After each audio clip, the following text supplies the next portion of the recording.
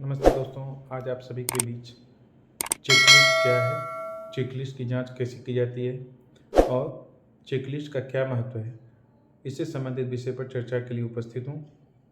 उम्मीद करता हूँ कि यह वीडियो आपके लिए बहुत ही उपयोगी साबित होगा और आपसे अनुरोध है कि आप इस वीडियो को पूरा देखें। तो आइए बात करते हैं चेकलिस्ट के संबंध में। चेकलिस्ट क्या है, यह जानना चेकलिस्ट की जांच करने की प्रक्रिया से पहले अति महत्वपूर्ण है। दरअसल आपके द्वारा जो प्रपत्र संग्रह किया जाता है उसका डिजिटाइजेशन दो तरह से होता है।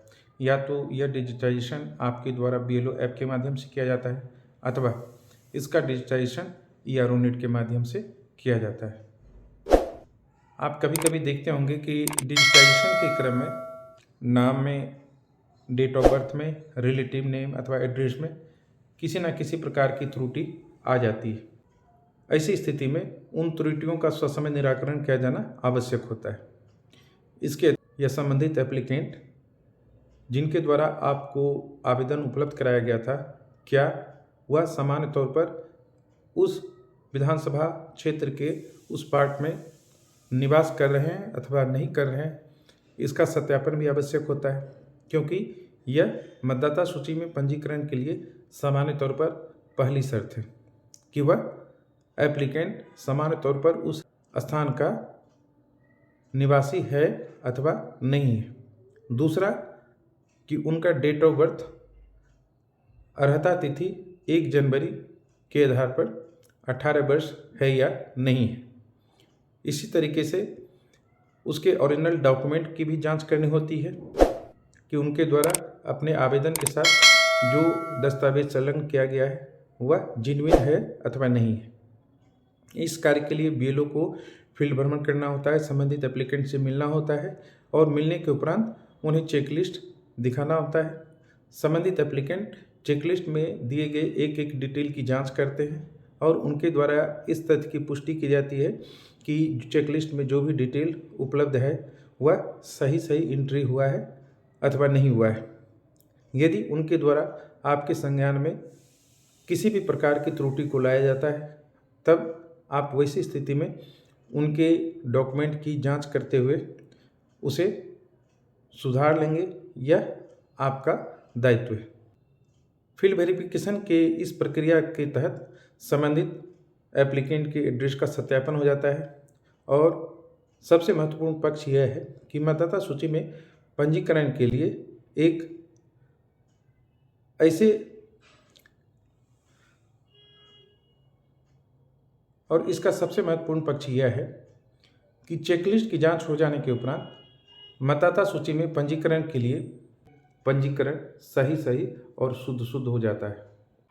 तो आइए हम एक चेकलिस्ट की जांच का लाइव डेमो देखते हैं और इस प्रक्रिया को जानने का प्रयास करते हैं कि किस प्रकार से चेकलिस्ट की जांच की जाती है और किस प्रकार से उसे सबमिट करना है। तो आपसे अनुरोध है कि आप इस वीडियो को पूरा देखें, यह आपके लिए अत्यंत ही उपयोगी साबित होगा। तो दोस्तों आप देख सकते हैं कि लॉगिन करने के उपरांत ये हमारा डैशबोर्ड है।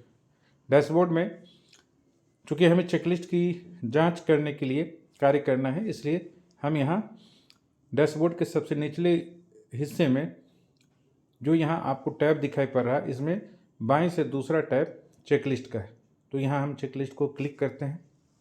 चेकलिस्ट को क्लिक करने के बाद जो पेज हमारे सामने आता है उसमें हमें कितना चेकलिस्ट प्राप्त हुआ है और उसमें कितना वेरीफाई हुआ है, इसका ऑप्शन आ रहा है। तो हम चेकलिस्ट की तरफ चलते हैं। अब यहाँ हम देखें तो यहाँ 2 चेकलिस्ट प्राप्त हैं जो फॉर्म 6 से संबंधित है। इसका यहाँ डेट भी आपको दिखाई दे रहा है। आप देख सकते हैं कि यह जो सबमिशन डेट है यह एक 28 नवंबर का है और दूसरा 24 नवंबर का है। तो हम एक चेकलिस्ट खोलते हैं और उसे किस तरह से जांच करना है इसे देखते हैं।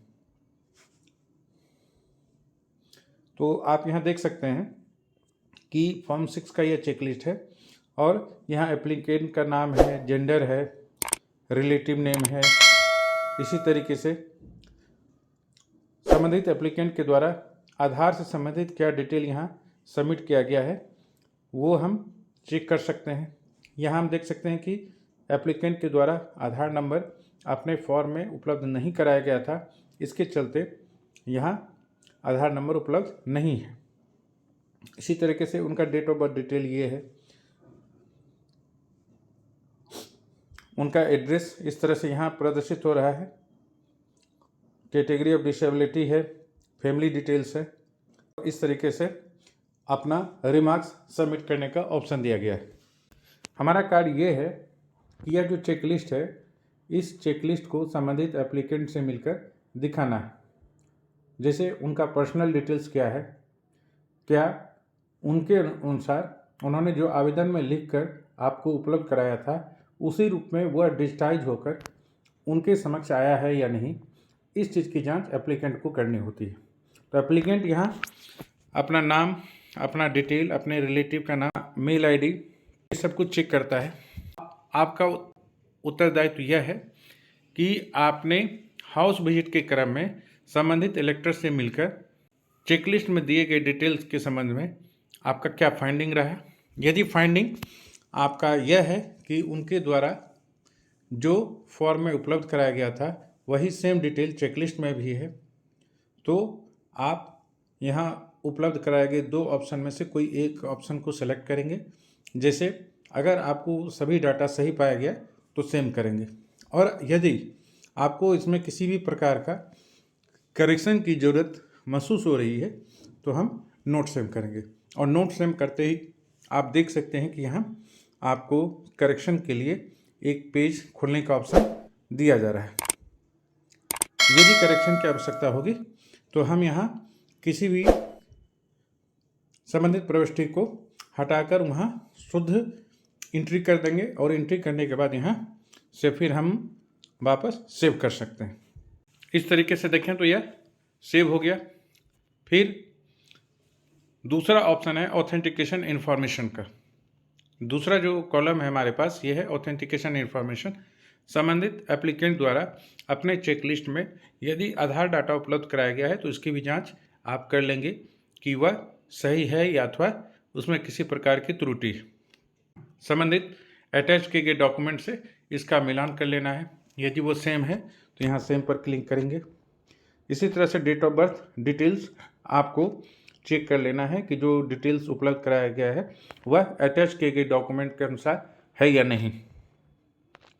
सेम रहेगा तो सेम वाले ऑप्शन पर क्लिक करेंगे, और यदि नोट सेम रहेगा तो ऐसी स्थिति में नोट सेम वाले ऑप्शन पर क्लिक करेंगे, और इस तरह से आपका यहाँ नोट सेम पर क्लिक करते ही आपको सुधार के लिए यहाँ ऑप्शन उपलब्ध हो जाता है। तो यहाँ हम सेम कर दे रहे हैं।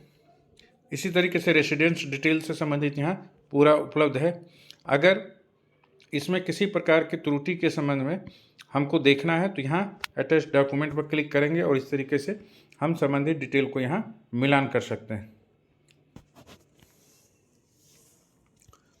फिर हमें ये देखना है कि जो डॉक्यूमेंट यहाँ अटैच किया गया है और जो एड्रेस यहाँ आपको चेकलिस्ट में दिख रहा है दोनों सेम हैं या नहीं हैं। यदि वह सेम है तो यहाँ सेम वाले ऑप्शन पर क्लिक करेंगे, और यदि यह नोट सेम है तो नोट सेम वाले को सेलेक्ट करेंगे। इसी तरीके से आगे फैमिली डिटेल्स देखना है, उनके द्वारा जो एपिक नंबर उपलब्ध कराया गया है उसे चेक करना है, और यहाँ जो यदि वह सेम है तो यहाँ हम सेम वाले ऑप्शन को सेलेक्ट करेंगे, और यदि इसमें किसी भी प्रकार की त्रुटि परिलक्षित हो रही है तो हम नोट सेम वाले ऑप्शन को सेलेक्ट करेंगे और आगे उसमें सुधार हम कर सकते हैं। यहाँ एक तथ्य को ध्यान देने की आवश्यकता है कि यदि एप्लीकेंट की उम्र 21 वर्ष से अधिक हो रही हो तो ऐसी स्थिति में उनसे हमें एक डिक्लेरेशन फॉर्म निश्चित रूप से प्राप्त करना है, और डिक्लेरेशन के संबंध में क्या स्टेटस है वो यहाँ पर 3 ऑप्शन हमें उपलब्ध कराया गया है। उसमें से यथास्थिति जो ऑप्शन सुटेबल होगा उसे हम सेलेक्ट कर लेंगे।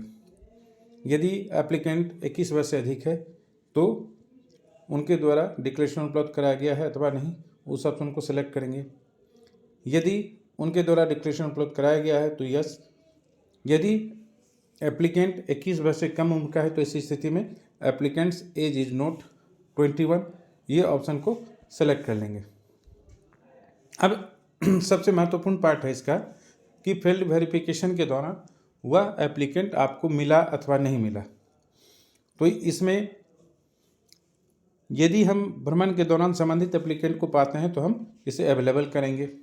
यदि भ्रमण के क्रम में वह हमें वहाँ एब्सेंट मिलता है तो इसे हम क्लिक करेंगे।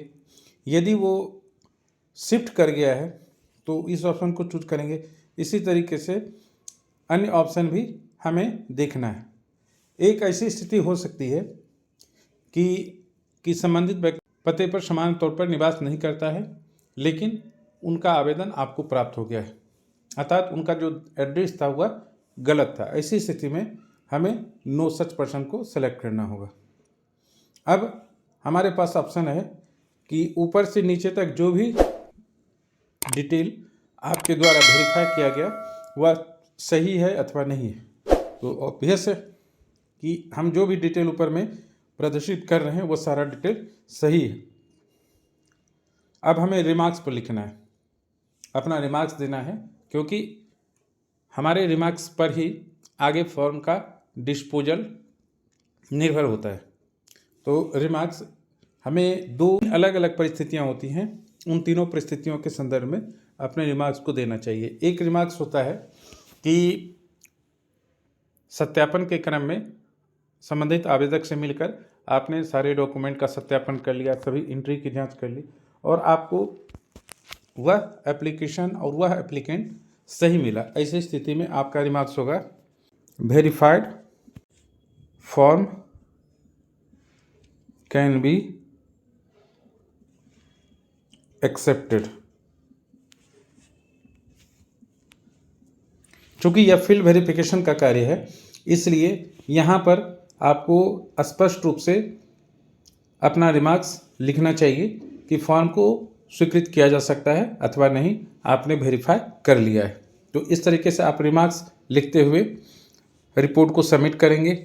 या फिर दूसरी स्थिति यह हो सकती है कि संबंधित एप्लीकेंट आपको उसके एड्रेस पर नहीं मिला, अर्थात आप फील्ड भ्रमण करने गए और फील्ड भ्रमण के क्रम में आपको वह एप्लीकेंट अपने निवास स्थान पर नहीं मिला, या तो वह सामान्य तौर पर वहाँ निवास नहीं कर रहा था अथवा वो वहाँ से शिफ्ट कर गया है। ऑब्वियस है कि ऐसी स्थिति में आप संबंधित एप्लीकेंट का वेरिफिकेशन नहीं कर पाएंगे, चूँकि सामान्य तौर पर वह निवास नहीं कर रहा है, अर्थात वह मतदाता सूची में पंजीकरण के लिए अर्हता नहीं रखता है। ऐसी स्थिति में आप यहाँ लिखेंगे वेरीफाइड, है ना, फॉर्म कैन बी रिजेक्टेड। चूँकि यह फॉर्म डेमो के रूप में भरा गया है, इसलिए हम इस चीज़ को यहाँ लिखते हुए हम इसे रिजेक्ट करने की अनुशंसा कर रहे हैं। तो इसे हम सबमिट कर दे रहे हैं। देखिए यहाँ पर स्टेटस आ रहा है वेरीफाइड सक्सेसफुली ओके। इसका अर्थ है कि मेरे द्वारा जो वेरिफिकेशन यहाँ किया गया है वह सक्सेसफुली वेरीफाइड हो गया है और अब यह AERO लॉगिन में उनके रिमार्क्स के लिए जा चुका है। यह वीडियो आपको निश्चित रूप से आपके कार्य में बहुत ही उपयोगी साबित होगा। इस प्रकार आपने चेकलिस्ट की जांच का एक लाइव वीडियो देखा। उम्मीद करता हूं यह वीडियो आपको बहुत पसंद आया होगा और आपके लिए बहुत ही उपयोगी साबित होगा। वीडियो पूरा देखने के लिए आपको बहुत बहुत धन्यवाद। यदि पसंद आया हो तो चैनल को सब्सक्राइब करें और वीडियो को लाइक करें। बहुत बहुत धन्यवाद। Thank you very much.